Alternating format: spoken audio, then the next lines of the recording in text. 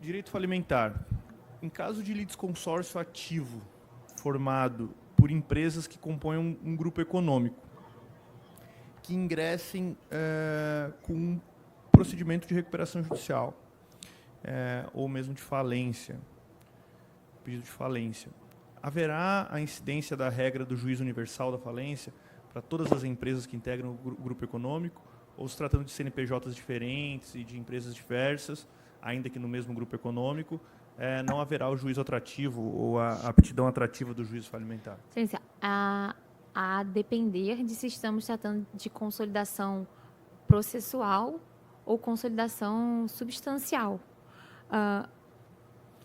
Tratando-se de uma falência lato sensu, ou seja, um procedimento de falência. Várias empresas, integrantes do mesmo grupo econômico, ingressam concomitantemente no litisconsórcio ativo, ou seja, se reúnem e ingressam com único procedimento. Se isso tramitará num único juízo... Não, excelência, num único juízo.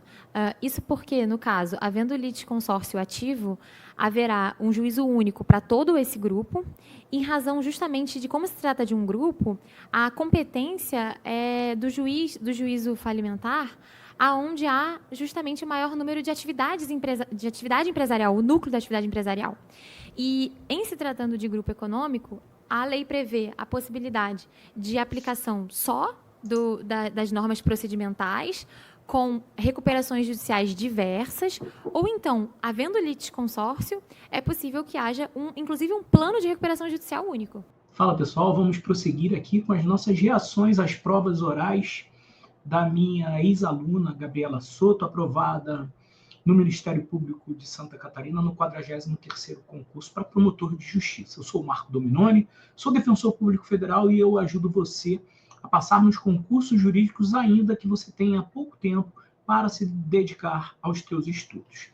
Se você gostar desse vídeo, curte e não deixa de subscrever o meu canal aqui para que você não perca vídeos iguais a estes. A gente tem vídeo praticamente todos os dias aqui nas nossas redes sociais.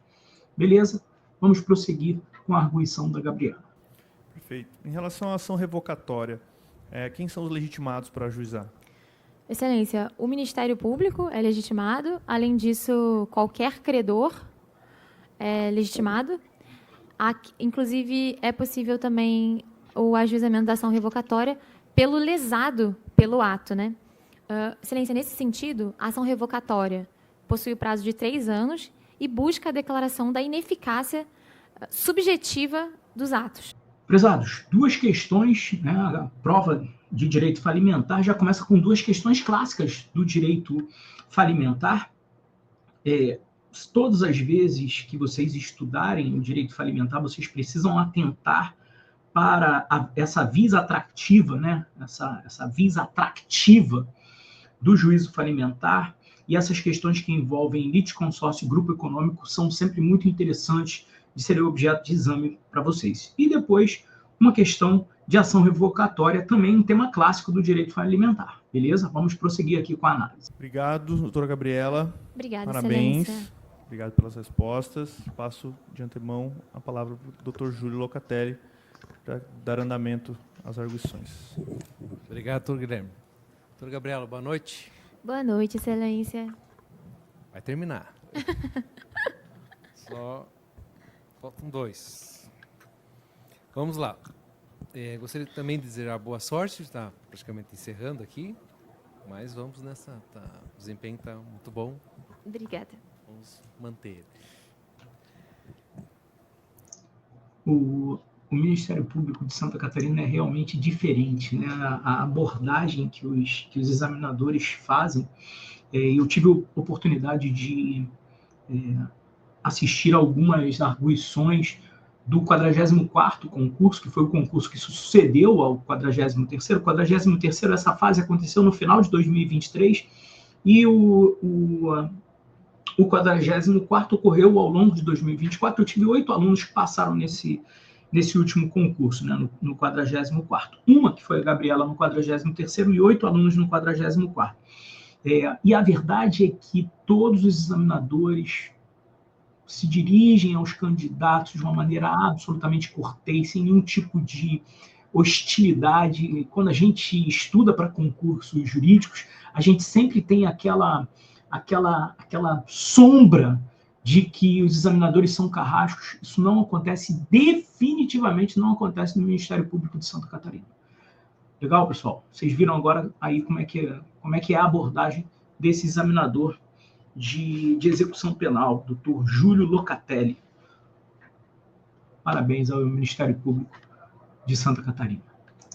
Doutora Gabriela, nós vamos iniciar por execução penal e depois direito penal, parte geral. Ok. De acordo com a lei de execução penal, quais são os requisitos objetivos? Estão lá no 112, em relação à progressão de regime. 1 a 1.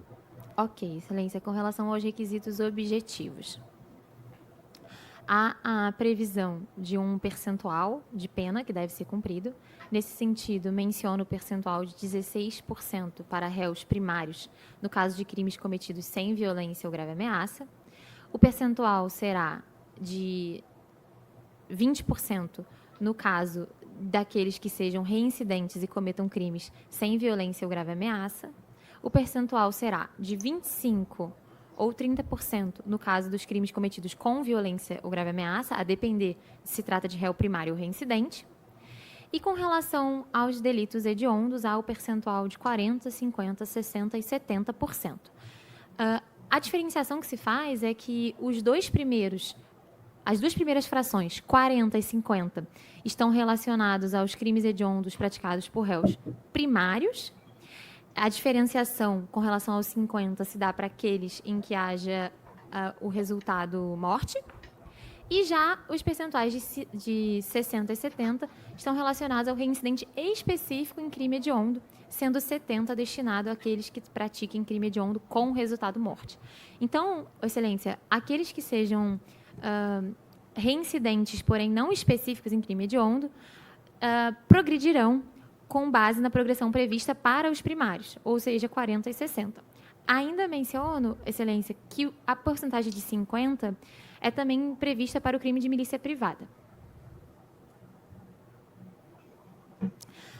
Com relação... Tá bom.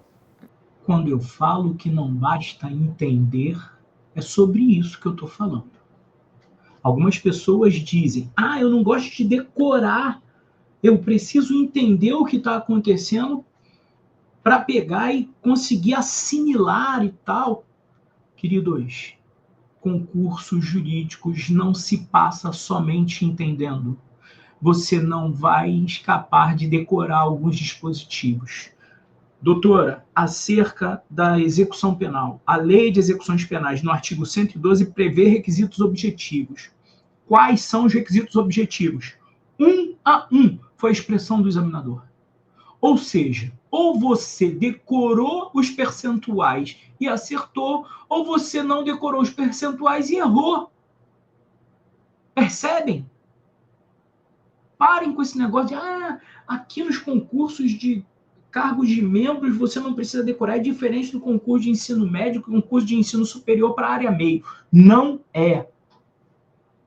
Não é na prova objetiva, e nas provas orais você se depara invariavelmente, em todo concurso, você se depara com você tendo que declinar um rol para o teu examinador. Beleza, pessoal? Bora prosseguir aqui. Acerca do exame das condições pessoais do agente, para averiguação da cessação da periculosidade. O que deve ser observado? Também nos termos da LEP. Para a cessação da periculosidade, Isso. Excelência, deve ser observado a possibilidade de reinserção desse indivíduo na sociedade e o grau de compreensão desse indivíduo acerca do delito praticado e também das consequências que lhe foram Sim, mas impostas. eu queria saber mais do procedimento. Com relação ao procedimento, Isso. é da possível, cessação da periculosidade. é possível a realização de exame criminológico. Além de... Que prazo que se faz isso? Ciência, não me recordo do prazo do exame. Será averiguada a partir de que momento? Se tem uma sentença condenatória, como medida, né? Ou não? Perfeito, Excelência. O momento de reanálise da periculosidade. A reanálise da periculosidade... A cessação de periculosidade. Né? A cessação da periculosidade pode ser analisada... Acredito que há um prazo de 6 meses, Excelência. Pelo que me recordo. Nesse procedimento, há necessidade do juiz nomear curador ou defensor? É um exame das condições pessoais para verificar a cessação da periculosidade, que vai redundar em desinternação ou liberação. Excelência, esse exame está previsto expressamente na Lei de Execuções Penais e é previsto justamente para as hipóteses em que se coloque a possibilidade de liberação.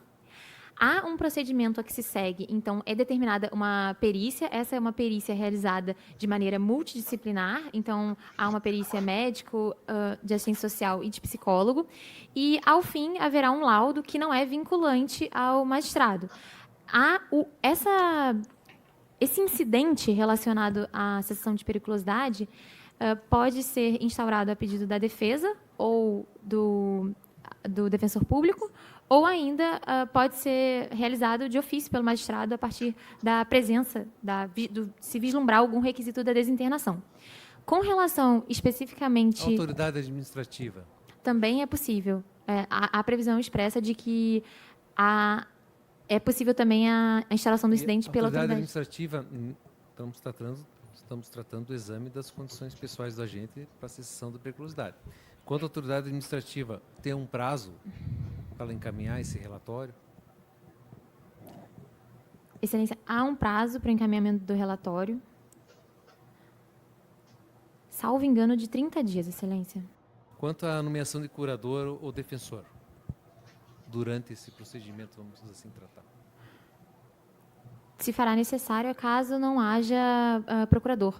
Então, caso não haja um advogado constituído, será necessário, então, a nomeação do defensor público. Ou um ou outro. A minha pergunta é em relação ao curador ou defensor. A modalidade defensor não... Ciência acredita que não se faz necessária a nomeação de curador na hipótese. Aí, pessoal, questões super duras de execuções penais. Não dá para negligenciar essa matéria. Essa matéria é uma matéria de direito processual penal, né, mas tem uma disciplina própria muito peculiar e que deve ser objeto de exame e atenção de vocês, em especial que se preparam para os concursos de promotor de justiça. Beleza? Agora, só em razão dessa situação, no final, havendo um trânsito julgado com a sentença, é determinada a desinternação ou liberação. Sim. Quanto que vai ser desinternação, quanto que será liberação? O que se diferencia um do outro? Excelência, a liberação está relacionada à medida de segurança ambulatorial. E a desinternação está relacionada à hipótese em que tenha sido determinada a medida de segurança de internação. Então, em uma hipótese é determinada a desinternação, mas pode ser determinado o tratamento ambulatorial. E na outra, a liberação do tratamento ambulatorial. E será sempre condicional? Tanto a liberação como a desinternação? As duas modalidades.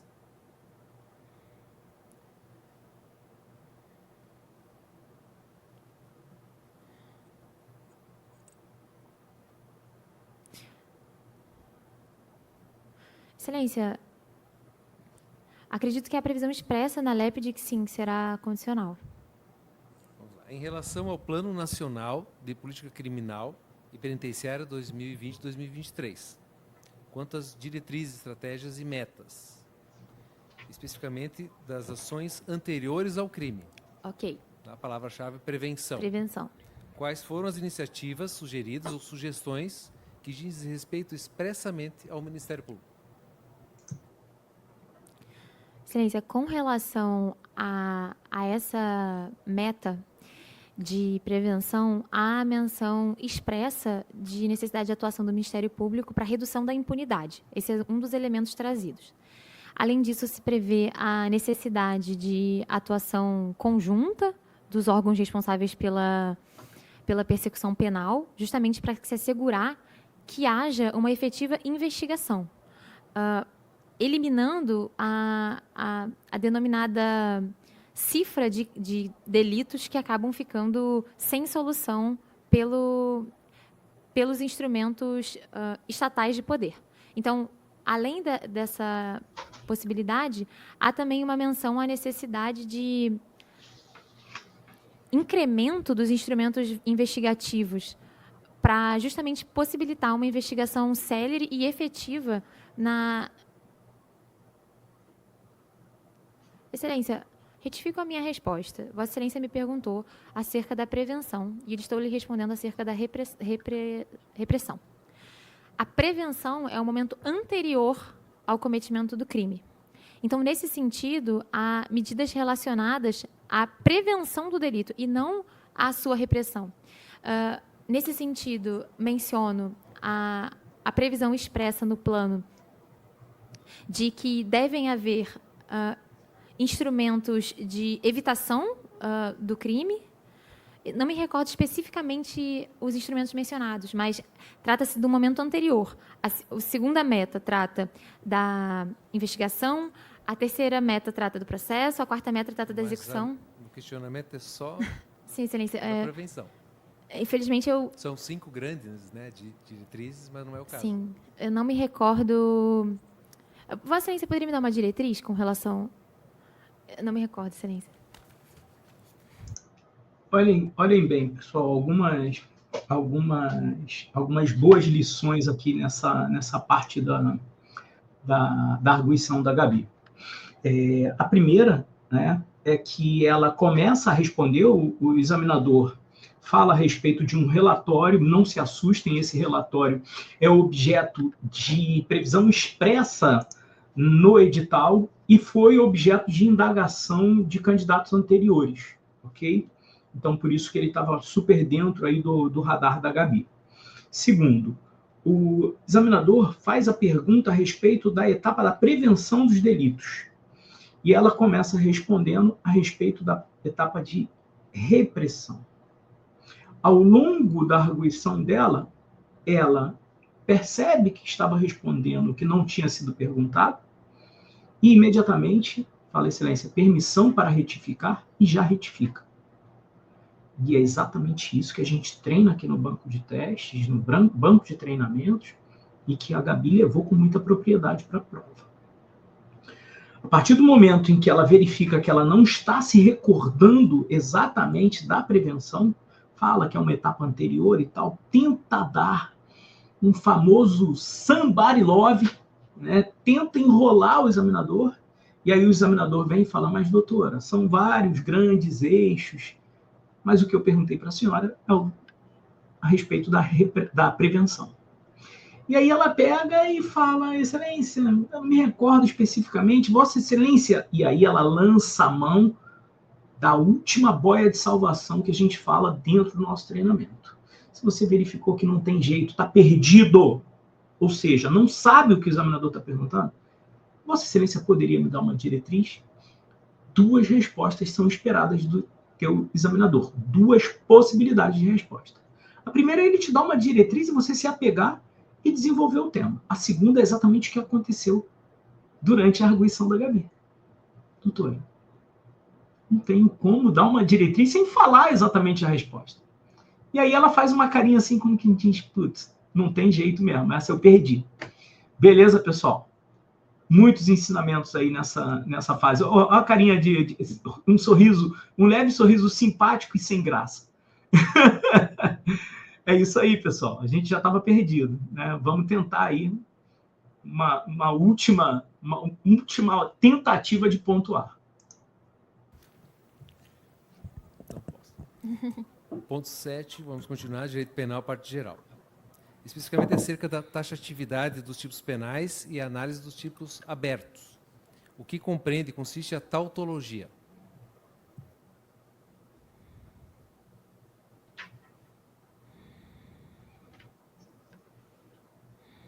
Tautologia é uma figura de linguagem da língua portuguesa. Tá? A gente estuda em português isso.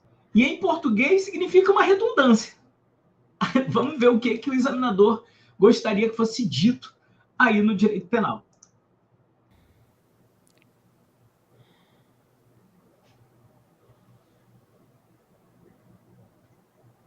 Estou deixando esse tempo em silêncio para que vocês entendam que não há necessidade de responder imediatamente após a pergunta do examinador, ok? Só para ficar claro e ser íntegro, eu não sei o que é que o examinador quer. Beleza? Excelência, diz respeito à admissão no ordenamento jurídico de tipos penais considerados abertos. Não me recordo especificamente da nomenclatura mencionada por Vossa Excelência. Aqui eu posso falar. Guarda alguma correspondência com um dos princípios da taxatividade, um dos princípios de direito penal constitucional. Excelência, o princípio da taxatividade é aquele que exige que haja lei penal expressa, prévia e certa para que seja... Somente da tautologia, que é o questionamento.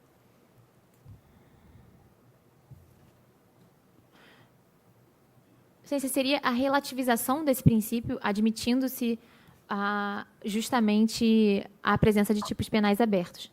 Pelo que me recordo, trata-se de um conceito relacionado justamente à existência desses tipos penais, embora haja o princípio da taxatividade, mas não me recordo expressamente do... A outra questão relacionada seria os exemplos de tautologia. Veja bem, o examinador pega e fala, olha, tem relação com o princípio da taxatividade dos tipos penais.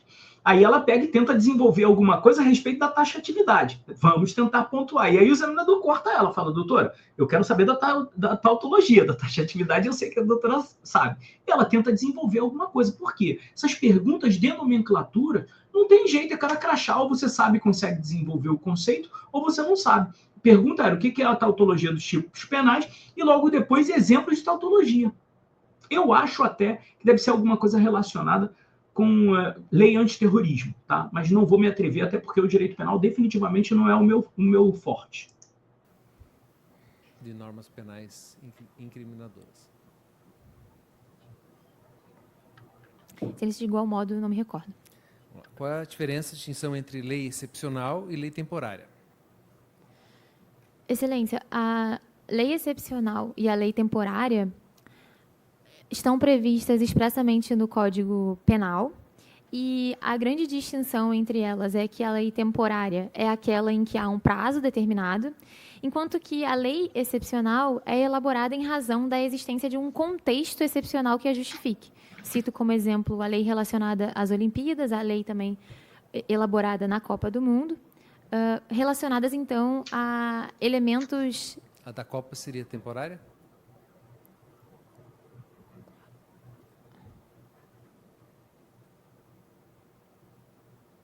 É que só começou a falar da temporada, foi o excepcional, e daí deu esse exemplo, só para... Excelência, a da Copa seria temporária porque a lei menciona expressamente o prazo de duração relacionado ao período em que o evento ocorre e não há uma situação de excepcionalidade. E da excepcional? Algum exemplo?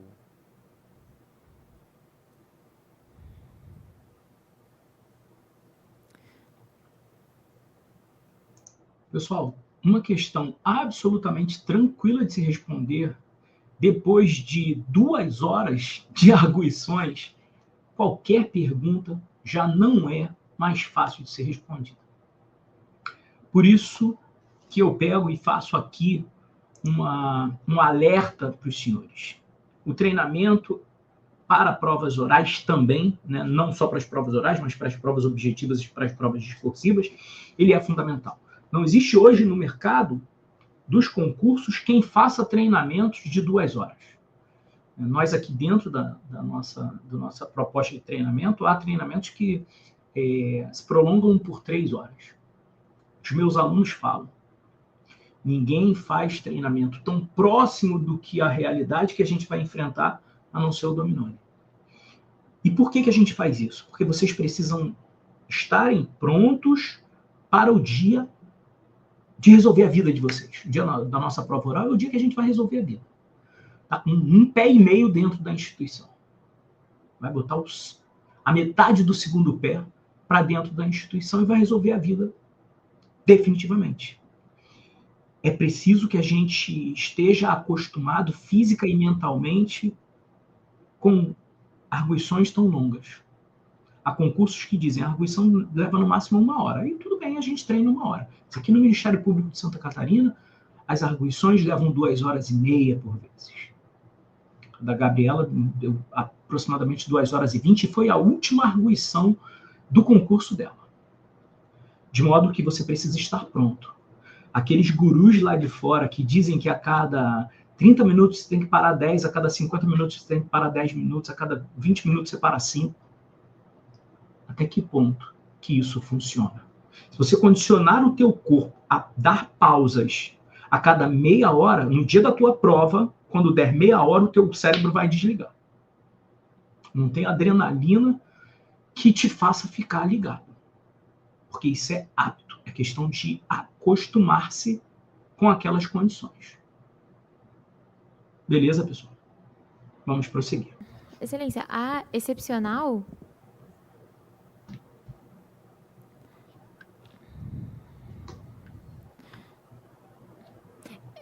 Não foi o caso, mas a título de ilustração seria a possibilidade de elaboração de uma lei com uma tutela penal específica para uma hipótese de pandemia. Nesse caso, seria uma legislação... excelência, hipótese de guerra também é possível. Ou conflito externo. Agora, quais são as características da lei excepcional e temporária? Basicamente 2. A principal característica dessas leis, que é diversa daquela prevista para as demais normas penais, é a de que elas são aplicáveis aos fatos praticados durante o seu período de vigência, ainda que sobrevenha uma norma mais favorável a posteriori. A discussão acerca de se seria ou não possível abolir-se o crime relacionada a essas normas. Mas que nome que se dá, que a doutora definiu agora?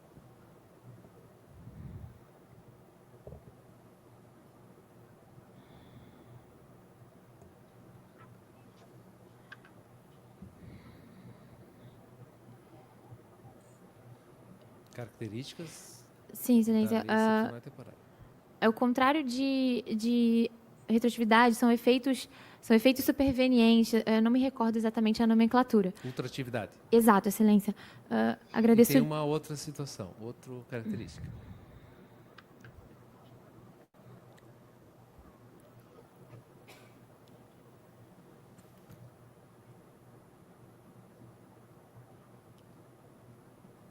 O fato de que elas se aplicam... não, excelência, ainda é outra atividade.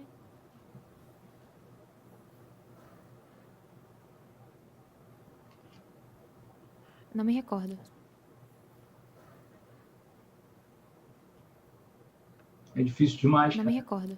Muito Em cansativo. relação à teoria da imputação objetiva, o que consiste a prognose póstuma objetiva? Nossa Senhora. 2h03 de prova. Prognose póstuma Você poderia objetiva. repetir o questionamento? Em relação à teoria da imputação objetiva, no que consiste a prognose póstuma objetiva? Tem a ver com o nexo normativo da Sim. teoria da imputação objetiva. A teoria da imputação objetiva, excelência, na verdade, pretende afastar a imputação objetiva e não impô-la, no sentido de que impõe um filtro normativo adicional para que seja possível a configuração do nexo de causalidade. Então, Mas o questionamento é só a prognose póstuma objetiva. Que consiste... a prognose póstuma objetiva é uma relação justamente normativa que é feita para que se verifique se haveria o vínculo normativo na hipótese. Então, é a análise que se faz a posteriori acerca da existência desse nexo normativo que autoriza a imputação do resultado. Feito pelo juiz daí. Sim, excelência. Usa aqui a figura do homem médio Sim, se utiliza a figura do homem médio para a realização. ou homem prudente.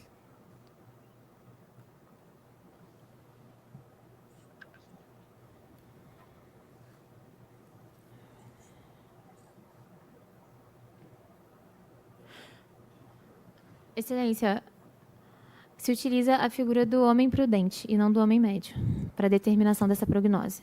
Qual a distinção entre erro de tipo acidental sobre a pessoa e erro na execução.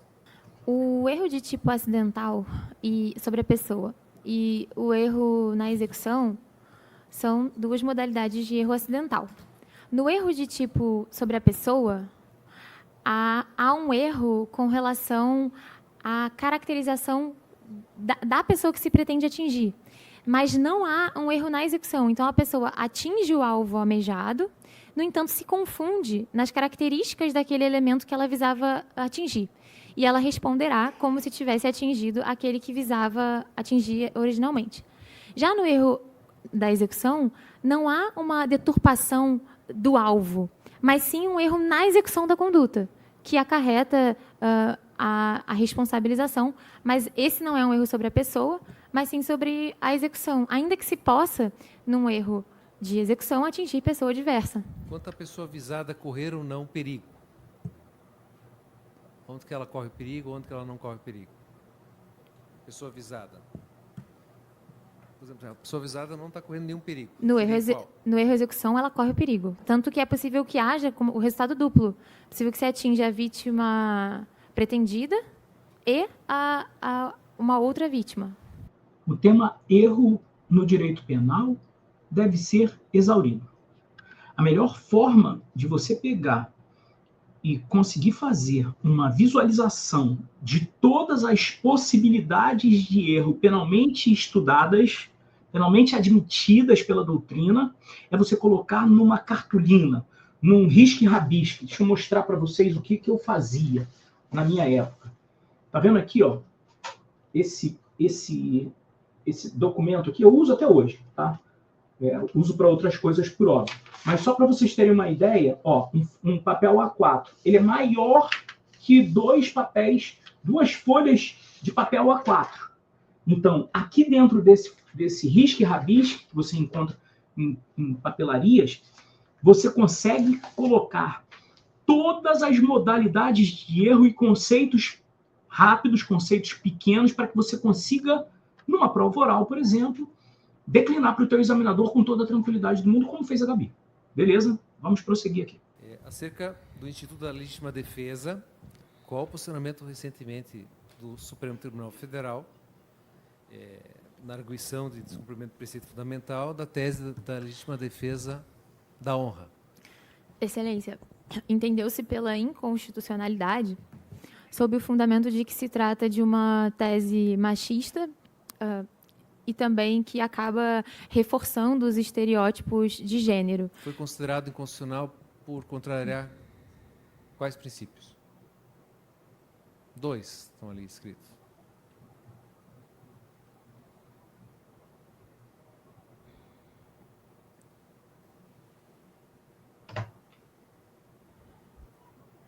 Quando a gente fala que para provas orais e para provas discursivas não há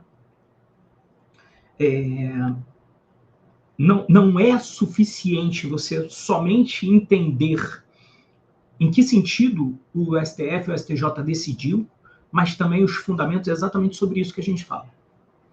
Então, a respeito, doutora, da legítima defesa da honra, qual foi a decisão prolatada pelo STF na ADPF?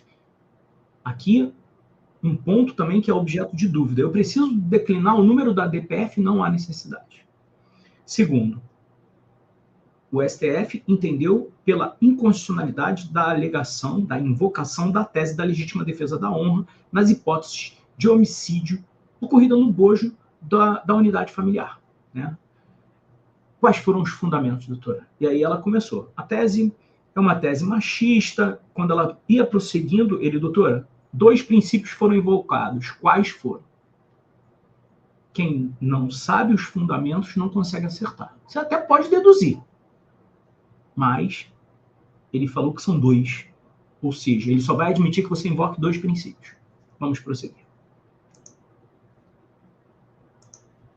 A igualdade de gênero é um dos princípios violados. E há também o princípio da isonomia. O Supremo Tribunal Federal menciona que há necessidade de concretização de uma isonomia material com relação às mulheres. E, nesse sentido, a utilização dessa tese, da tese da legítima defesa contra a honra, atentaria contra esse viés material da isonomia. E aí eu fui olhar quais foram os princípios que o STF invocou, porque eu também não me recordava, e me deparei aqui com o seguinte: igualdade de gênero, proteção à vida e dignidade humana. Ou seja, o examinador falou que foram 2 princípios, mas na verdade foram 3 princípios. Beleza, pessoal? E o que foi obstado? A defesa, abre aspas, a acusação? Excelência, poderia... O que foi obstado? Nós estamos tratando desse julgamento, né? Foi agora Ah, recente. sim. Com relação à tese. Se a tese firmada veda a utilização do argumento tanto pela defesa como pela acusação e veda a utilização, inclusive, em plenário. E veda ainda que essa seja uma circunstância utilizada pelo magistrado na sentença. Então, há uma vedação às partes, bem como a utilização dessa Qual é a fundamentação. consequência? Quando a consequência prevista expressamente no julgado é a nulidade da decisão que se utilize. E se for antes da pronúncia? Suscitado isso. Ou no juiz pode na pronúncia? Excelência, poderia repetir a pergunta? Na situação, o nosso destaque aqui é o objeto da Sim. legítima defesa. Isso vai ser invocado pela defesa. O que acontece? Num rito do tribunal do júri, fase da pronúncia. Pode ser invocado pela defesa? Não, Excelência. Não pode ser invocado pela defesa. Muito embora se reconheça a discussão acerca da possibilidade da tese do Supremo Tribunal Federal ter vulnerado o princípio da plenitude de defesa, não é possível a alegação e haverá a nulidade.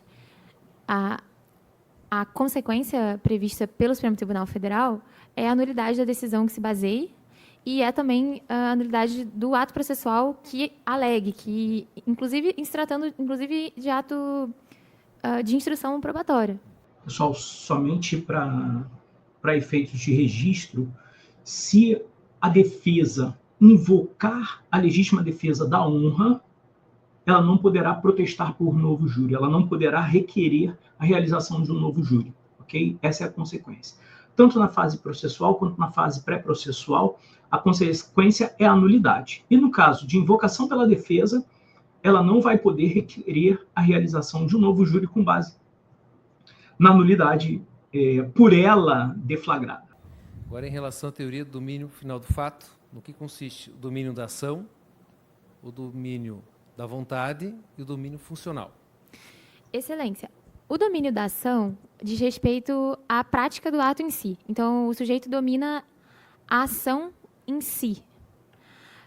Com relação ao domínio funcional, Excelência, retifico. Com relação ao domínio da vontade, trata-se da utilização do instrumento da autoria imediata, em que aquele que detém a vontade não é o instrumento da prática do crime.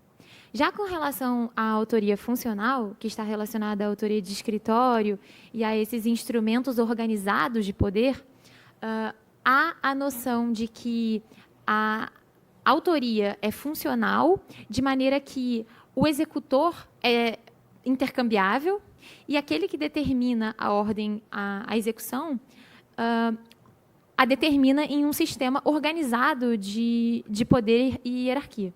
O que se denomina, se entende por erro determinado por terceiro e domínio da organização? Ele vai integrar qual dessas 3 situações aqui? Ele vai ser enquadrado no domínio da ação, da vontade ou funcional? O erro determinado por terceiro e o domínio da organização. O domínio da organização está relacionado à autoria funcional e o erro... Você poderia... Erro determinado por terceiro e o domínio com relação à teoria da vontade. Esse tema, domínio do fato, domínio funcional do fato, domínio da ação, domínio da vontade, eles são objeto de indagação específica nos meus treinamentos de provas orais, e depois eu ainda envio para os meus alunos um resumo que eu fiz de um artigo escrito pelo professor Luiz Greco. Tá, pessoal? E a Gabi teve acesso a esse material. Eu mandei para ela. Show? Quanto ao livramento condicional, primeiro, quais são os requisitos? Excelência, são requisitos a existência de pena privativa de liberdade superior a 2 anos. Além disso, há um requisito objetivo relacionado ao percentual da pena cumprida, que será de 1/3, 1/2 ou 2/3, no caso de 1/3 para os primários, 1/2 para os reincidentes em crimes dolosos e 2/3 para a prática de crimes hediondos, cumprindo mencionar que há vedação expressa de concessão do livramento para aqueles que sejam reincidentes específicos em crimes hediondos e também para aqueles que cometam crimes hediondos com resultado morte. E, para além disso, menciono como requisito objetivo adicional o não cometimento de falta grave nos últimos 12 meses. Com relação ao requisito subjetivo, há o bom comportamento, há também a possibilidade de subsistência fora do cárcere, então comprovação de trabalho ou meios para a subsistência, e há também um requisito relacionado ao cumprimento dos deveres que lhe tenham sido impostos dentro do cárcere, como a título de ilustração ao trabalho. Ele é considerado um direito subjetivo do reeducando, o livramento condicional? Não, Excelência, em razão, inclusive, dos elementos subjetivos, entende-se que não se trata de um direito subjetivo. É possível que o bom comportamento seja subjetivamente analisado, entendendo-se que não há, no caso concreto, bom comportamento. Ocorrendo a prática de um fato definido como crime, durante o período de vigência, isso vai redundar, vai ter como consequência o reconhecimento da falta grave, falta disciplinar ou perda de dias remidos? Não, Excelência, em absoluto, porque aquele que está em livramento condicional não está mais submetido à disciplina do cárcere. Esse é o entendimento do Superior Tribunal de Justiça. No caso do cometimento de um crime, a consequência será a suspensão do livramento condicional até que seja decidido definitivamente. Sim, que é o artigo 145, mas não vamos tratar dele, não. Essa questão do livramento condicional, ela é objeto de questionamento expresso nos nossos treinamentos. Para não dizer que é mentira minha, eu vou mostrar para vocês a questão que eu formulei. Deixa eu compartilhar minha tela com vocês.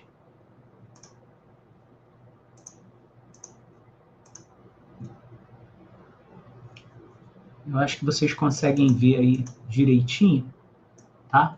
Questão 38 do treinamento 3. Estão vendo lá em cima? Ó? Treinamento 3, formato arguição, dominone, MP de Santa Catarina.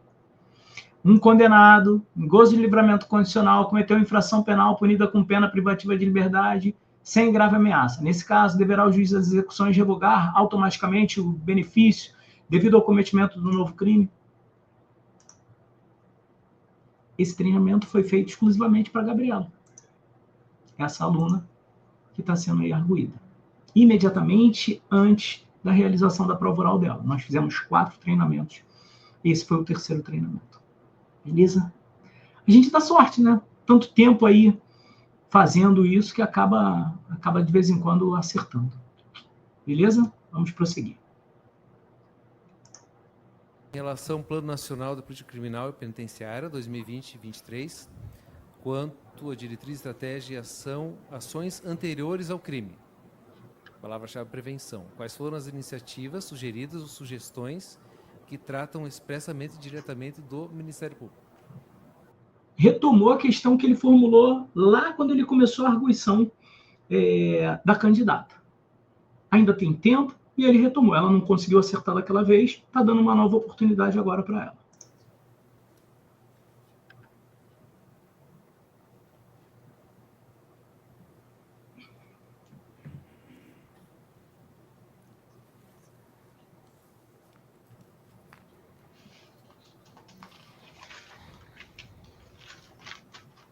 Excelência, não me recordo das medidas de prevenção previstas. Me recordo de que há necessidade de atuação do membro do Ministério Público em conjunto com os demais órgãos para a prevenção, mas as medidas em si eu não me recordo. Muito obrigado, Toledo. Obrigada, Excelência.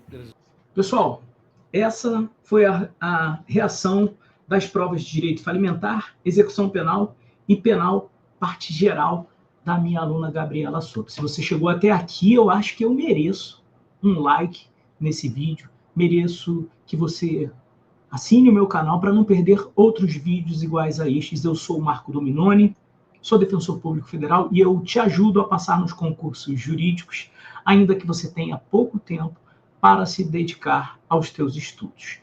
Clica naquela setinha, compartilha naquele grupo de estudos do WhatsApp que você frequenta e que as pessoas trocam materiais para a gente ajudar o máximo de pessoas. Eu tenho certeza absoluta que essa energia de ajuda ao teu colega que está estudando também para concursos públicos vai ser um potencial na tua preparação também. Ajudando o teu colega, você vai ser muito ajudado também e vai ajudar a mim a divulgar o meu trabalho para outras pessoas. Fiquem com Deus, contem sempre comigo. Um grande abraço.